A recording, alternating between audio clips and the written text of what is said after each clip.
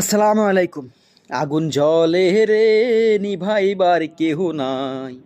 দাদা বাবুদের বুকে আগুন জ্বলে রে, নিভাইবার কেহ নাই। আগুন জ্বলছে দাদাদের বুকে, পানি মারার কেহ নাই বন্ধুরে। আসলেই তো, দাদা বাবুদের বুকে আগুন জ্বলতেছে, এখন নিবার মতো কেউ নাই। মানে বাংলাদেশ চিনি কিনছে পাকিস্তান থেকে, কিন্তু ডায়াবেটিস হলো দাদা বাবুদের। কি আজীব না! বাংলাদেশের মানুষ চিনি খায়, দাদা বাবুদের ওই জায়গায় তাদের ডায়াবেটিস হয়। কি আজীব বিষয়! মানে তারা একবার আমাদের ভিসা বন্ধ করে, আবার বর্ডারে এসে আমাদের হামলা করে, আবার সারা বিশ্বের সামনে আমাদেরকে সন্ত্রাসী দেশ হিসাবে উপস্থাপন করে।